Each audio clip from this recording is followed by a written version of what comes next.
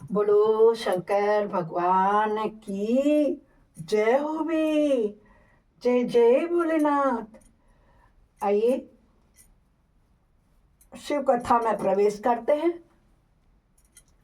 शंकर भगवान जी की शिव पुराण प्रारंभ करने से पूर्व सभी देवी देवताओं का आह्वान करें।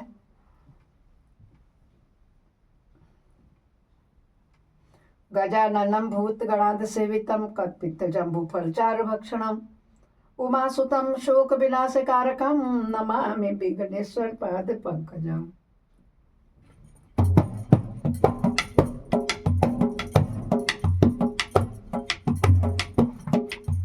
नीलाम्बुश्यामलकोमलाङ्गं सीतासमारूपित्वामभागं पाणो महासायक चारुचापं नमामि रामं रघुवंशनाथं। कर्पूरगौरं करुणावतारं संसारसारं भुजगेन्द्रहारं सदा वसन्तहृदयारविन्दे भवं भवानी सहितं नमामि। त्वमेव माता च पिता त्वमेव बन्धुश्च सखा त्वमेव विद्या द्रविणं त्वमेव सर्वं मम देवदेव। गुरुर्ब्रह्मा गुरुर्विष्णु गुरुर्देवो महेश्वर गुरु साक्षात् परब्रह्म तस्मै श्री गुरुवे नमः। आनंदी आनंद कर सब संकट दूर जो सेवक शरण पड़े सदा रहे भरपूर। तुम दाता हम मांगता दिया तुम्हारी खाए। तुम ऐसी जगदाता माता छोड़ तुम्हें कहाँ जा। सदा भवानी दाहिनी सिद्धि करें गणेश। पंचदेव रक्षा करें अरे ब्रह्मा विष्णु महेश। सर्वे भवन्तु सुखिनः सर्वे सन्तु निरामया सर्वे भद्राणि पश्यन्तु मा कश्चित् दुःख भाग भवेत्।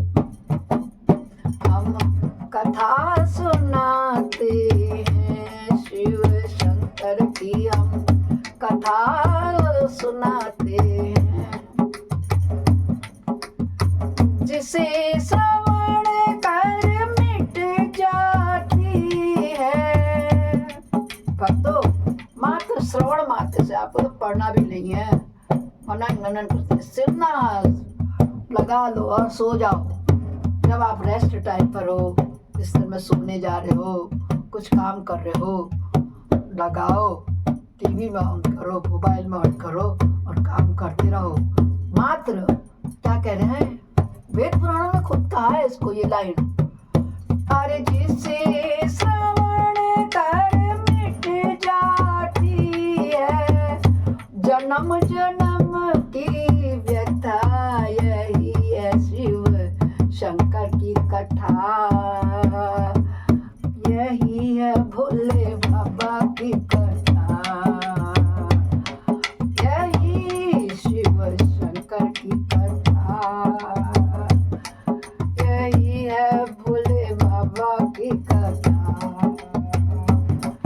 ओम नमः शिवाय ओम नमः शिवाय ओम नमः शिवाय ओम नमः शिवाय ओम नमः शिवाय ओम नमः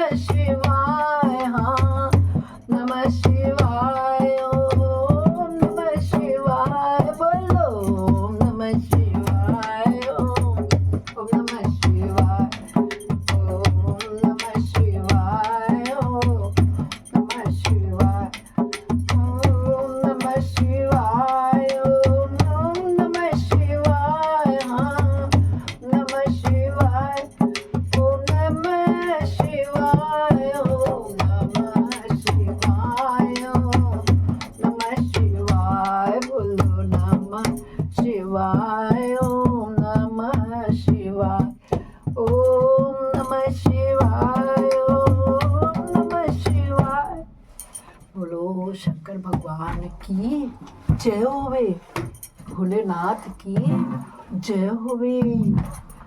आइए दोस्तों, कल हमने इस शिव पुराण के रुद्र संहिता के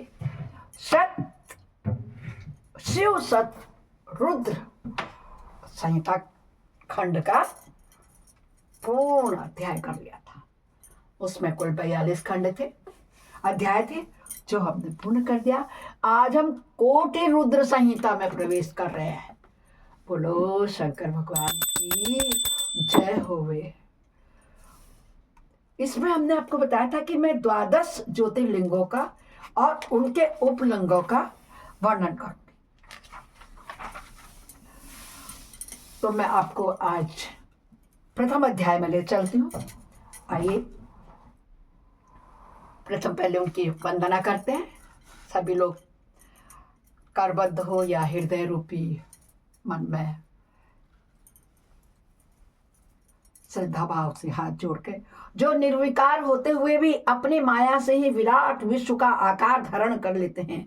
स्वर्ग और अपवर्ग, अपवर्ग कहते हैं बच्चों, दोस्तों वर्ग, मोक्ष मिलना, जिनकी कृपा कटाक्ष के ही वैभव बताए जाते हैं। जो योगी जन जिन्हें सदा अपने हृदय के भीतर अद्वितीय आत्मज्ञानानंद स्वरूप में ही दिखते हैं, उन तेजोमय भगवान शंकर को, जिनका आधा शरीर शैल राजकुमारी पार्वती से सुशोभित है, निरंतर मेरा नमस्कार है।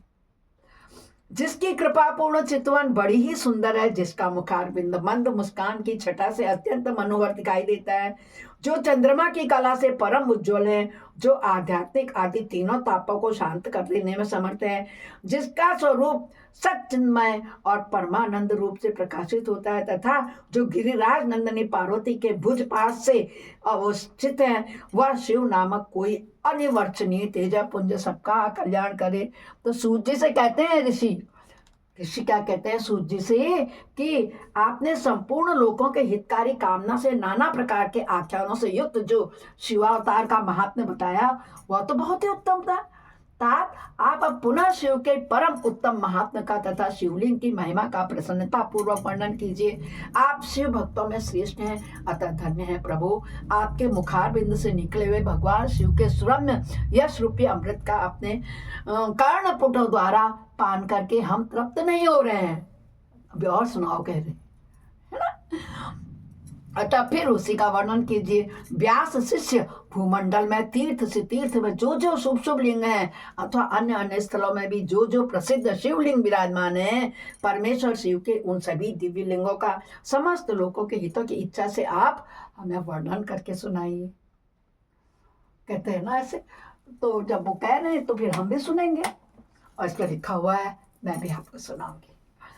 सूत जी कहते हैं, ऋषियों, हे महर्षियों, संपूर्ण तीर्थ लिंगमय है, सब कुछ लिंगमय ही प्रतिष्ठित है। उन शिवलिंगों की कोई गणना नहीं है, तथापि मैं उनका किंचित वर्णन करता हूँ। जो कोई भी दृश्य देखा जाता है तथा जिसका वर्णन एवं स्मरण किया जाता है, वह सब भगवान शिव का ही स्वरूप है।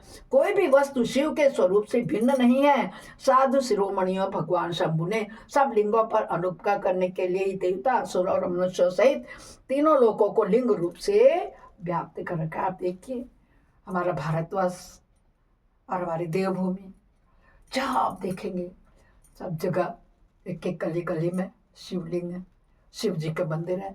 तो शिव जी कहते हैं, मैं सब में व्याप्त हूँ, चाहे आप अपने घर में ही बना, सब में व्याप्त हूँ।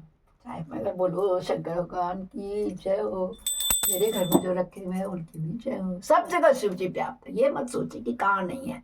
तो कहते हैं, तीनों लोकों का लिंग रूप से व्याप्त कर रखा है। समस्त लोकों पर कृपा करने के उद्देश्य से ही भगवान महेश्वर तीर्थ तीर्थ में अन्य स्थलों में भी नाना प्रकार के लिंग धारण करते हैं।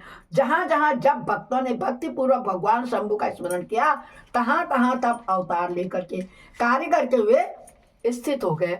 लोगों का उपकार करने के लिए उन्होंने स्वयं और अपने स्वरूप भूत लिंग की कल्पना की है। उस लिंग की पूजा करके शिव भक्त पुरुष अवश्य सिद्ध प्राप्त कर लेता है।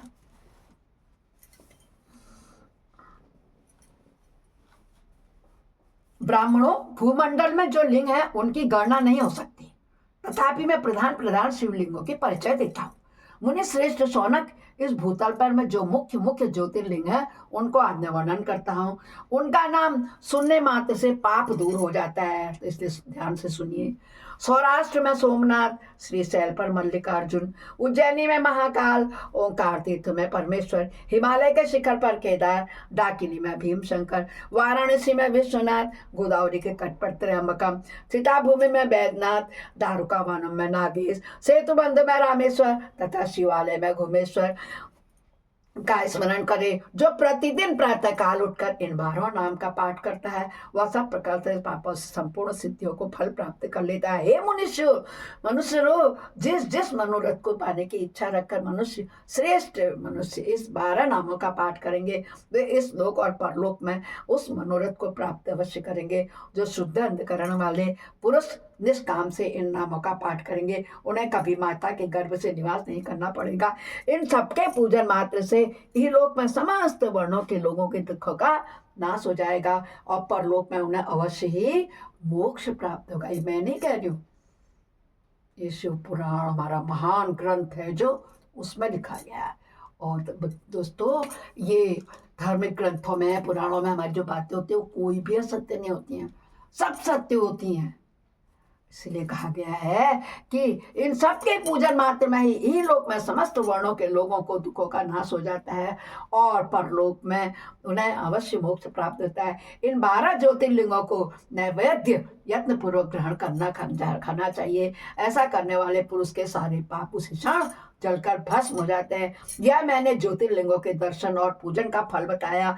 अब ज्योतिर्लिंगों के उपलिंग बताए जाते हैं, है ना। जैसे एक माता पिता होता है, फिर उनके बच्चे होते हैं, ऐसे बताया गया इन ज्योतिर्लिंगों के भी उपलिंग है, उनके नाम सुनो, मैं ध्यान दे करके सुनो। सोमनाथ का जो उपलिंग है उसका नाम अंतकेश्वर है और वह उपलिंग मही नदी और समुद्र के संगत पर स्थित है। मल्लिकार्जुन से प्रकट उपलिंग रुद्रेश्वर के नाम से प्रसिद्ध है। वह भृगु कक्ष में स्थित है और उपासकों को सुख देने वाला है। महाकाल संबंधी उपलिंग दुग्धेश्वर या दूध नाम के नाम से प्रसिद्ध है। वह नर्मदा के तट पर है तथा समस्त पापों का निवारण करने वाला है। ओंकारेश्वर संबंधी उपलिंग कर्द मदेश्वर के नाम से प्रसिद्ध है। वह बिंदु सरोवर के तट पर है और उपासक को संपूर्ण मनोवांछित फल प्रदान करता है। केदारेश्वर संबंधी उपलिंग भूतेश्वर के नाम से प्रसिद्ध है और यमुना तट पर स्थित है। जो लोग उसका दर्शन और पूजन करते हैं उनके बड़े से बड़े पापों का यह निवारण करने वाला बताया गया है। भीमशंकर संबंधी उपलिंग भीमेश्वर के नाम से प्रसिद्ध है। वह भी सद्य पर्वत पर स्थित है और महान बल की वृद्धि करने वाला है। नागेश्वर संबंधी उपलिंग का नाम भी भूतेश्वर ही है। वह मल्लिका का सरस्वती के तट पर स्थित है और दर्शन करने मात्र से सब पापों को हर लेता है। रामेश्वर से प्रकट हुए उपलिंग को गुप्तेश्वर और घुष्मेश्वर से प्रकट हुए उपलिंग को व्याघ्रेश्वर कहा गया है। ब्राह्मणों, इस प्रकार यहाँ मैंने ज्योतिर्लिंगों के उपलिंगों का तुमको परिचय दिया है, जिनके दर्शन मात्र से ही पापहारी तथा संपूर्ण अभीष्ट के दाता होते हैं। नहीं, जिनके दर्शन मात्र से पापहारी तथा संपूर्ण शिवलिंग बताए गए हैं। अब अन्य प्रमुख अभिष्ट के दाता होते हैं मुनिवरों। ये मुख्यतया शिवलिंग का वर्णन सुनो। अब मुख्यतया को प्राप्त हुए प्रधान का वर्णन सुनो। इस प्रकार शिव पुराण का प्रथम अध्याय पूरा हुआ। हमने सुना है कोटि रुद्र संहिता। आपने पहले सुना था शत अवतार सुने थे शिव जी के। अब हम कोटि ज्योतिर्लिंगों के उपलिंग बताए ना कहाँ कहाँ है। ध्यान से सुनिया कीजिए, दोबारा रिपीट कर लो, दोबारा लगा लो। बोलो शंकर भगवान की जय। कल हम अध्याय 2 में प्रवेश करेंगे, जिसमें हम सुनेंगे काशी आदि के विभिन्न लिंगों का वर्णन और अत्रीश्वर की उत्पत्ति के प्रसंग में गंगा और शिव के अत्रि के तपोवन में नित्य निवास करने की कथा को। बोलो शंकर भगवान की जय होवे। ओम नमः शिवाय, ओम नमः शिवाय, ओम नमः शिवाय, ओम नमः शिवाय, ओम नमः शिवाय, ओम नमः शिवाय।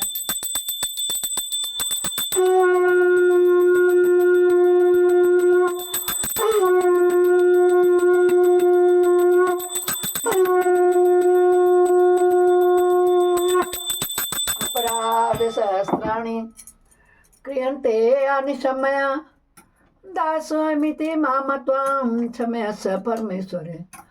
आवाहनम न जानामि न जानामि विसर्जनम पूजाम च न जानामि क्षम्यतां परमेश्वर। मंत्रहीनम क्रियाहीनम भक्तिहीनम सुरेश्वर यद पूजितम मया देव परिपूर्णम तदस्य मे।